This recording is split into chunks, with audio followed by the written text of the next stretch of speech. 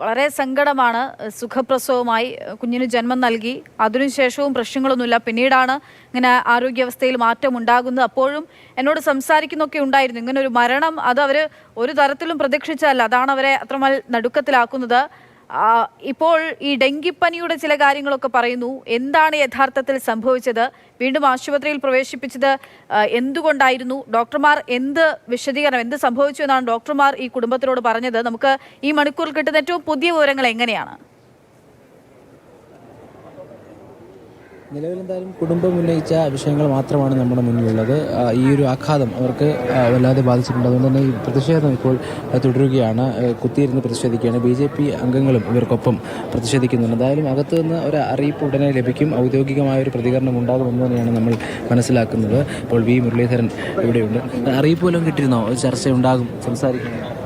ഇല്ല, ഇതുവരെ ഒരു വിവരമില്ല. ഇല്ല, കാരണം 1 മണിക്കൂർ അടുത്താകുന്നു. ഇത് 1 മണിക്കൂർ സർക്കാരിനെ സംബന്ധിച്ചിടത്തോളം അവർ ഈ സമരം ഗൗരവമായിട്ട് കാണുന്നുണ്ടോ, ഒരു ജീവൻ്റെ വില എത്രയുണ്ട് എന്നുള്ളതിനെ കുറിച്ചിട്ടുള്ള ഒരു സൂചനയായിട്ടാണ് ഞാൻ കാണുന്നത്. അപ്പോൾ സർക്കാരിനൊരു ജീവൻ്റെ വില ഇത്രയേ ഉള്ളൂ എന്ന് സർക്കാർ ഈ നാട്ടിലെ ജനങ്ങളോട് പറയുന്നു എന്നാണ് അതിനർത്ഥം. കുടുംബം ഗുരുതര ആരോപണങ്ങളാണ് ഉന്നയിക്കുന്നത്. തീർച്ചയായിട്ടും. കാരണം ആ കുടുംബത്തെ സംബന്ധിച്ചിടത്തോളം 2 കുട്ടികളുടെ അമ്മയാണ് നഷ്ടപ്പെടുന്നത്.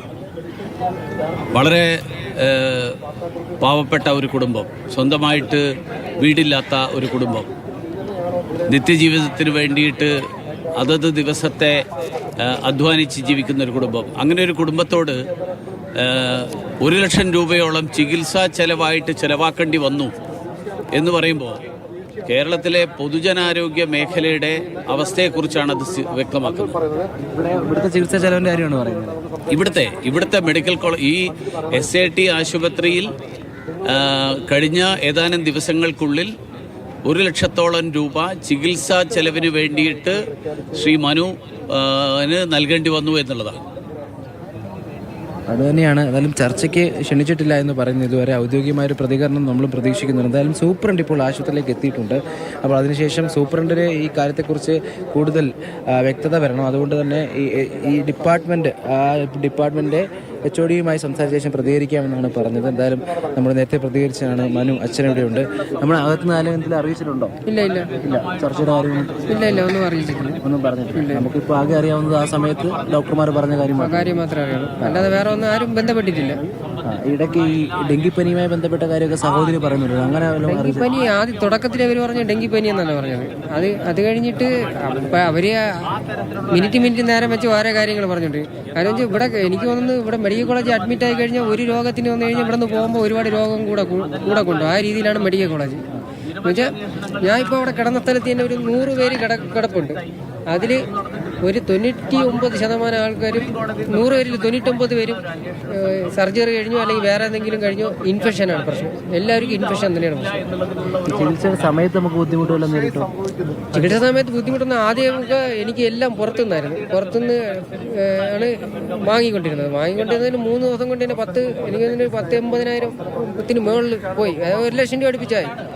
അത് കഴിഞ്ഞ് ഞാൻ ഈ ബാക്ടീരിയയുടെ കാര്യം സംസാരിച്ച ശേഷമാണ് എനിക്ക് ഇതെല്ലാം ഫ്രീ ആക്കി തന്നത്. എവിടെ നിന്ന് വന്ന വീഴ്ചയാണെന്ന് ഞാൻ അറിഞ്ഞെന്നും മനസ്സിലാക്കിയപ്പോൾ എല്ലാം ഫ്രീ ആയി. ഇപ്പോൾ ഈ 26-ാം തീയതി നമ്മൾ എത്തുന്നത്. പിന്നെ ഇത്രയും ദിവസം ചികിത്സയിൽ തുടരുന്നു. ചികിത്സയോ ഇവിടെ ആദ്യം SATയിലാണ് 2 ദിവസം കിടന്നത്. അത് കഴിഞ്ഞാണ് മൾട്ടി സ്പെഷ്യാലിറ്റി ആക്കിയത്. അത് അവിടെ 2 ദിവസം സാധാ മാസ്ക് മാത്രമായിരുന്നു. അത് കഴിഞ്ഞ് ആണ് വെന്റിലേറ്ററിലോട്ട് പോയിട്ട് ആരോഗ്യനില വഷളാണെന്ന് അറിയിച്ചത് ഇന്ന് രാവിലെയാണ് അറിയിച്ചത്. അതായത് ഇന്ന് രാവിലെ പറഞ്ഞെന്ന് വെച്ചാൽ ഇടത്തെ ലെൻസിൽ ക്ലോട്ട് ഉണ്ടെന്ന് പറഞ്ഞിട്ട് അറിയിച്ച് 1 മണിക്കൂറിനകത്ത് വെച്ച് മരിച്ചെന്ന്. പനിയായിട്ടാണ് നമ്മൾ വരുന്നത്. മടങ്ങി പോകുമ്പോൾ ചെറുതായിട്ട് പനി ഉണ്ടായിരുന്നു. അത് ഇവര് കറക്റ്റാ നോക്കാതെ ചെയ്ത് പിറ്റേ ദിവസമായപ്പോൾ പനി കയറി കൂടി. നമ്മളത് പറഞ്ഞിരുന്നോ? പനിയാണെന്ന് പറഞ്ഞിരുന്നു. അപ്പൊ എന്താ മറുപടി പറഞ്ഞത്? അതൊന്നും പറഞ്ഞില്ല അവര്. അത് ഇനി അങ്ങ് ആ കാര്യം അവൾക്ക് മാത്രമേ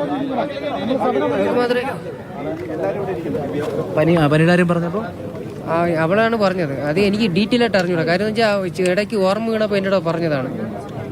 അതൊക്കെ ഇങ്ങനെ ഉൾഭാഗമൊന്നും പരിശോധിക്കാതെയാണ് വിട്ടത്.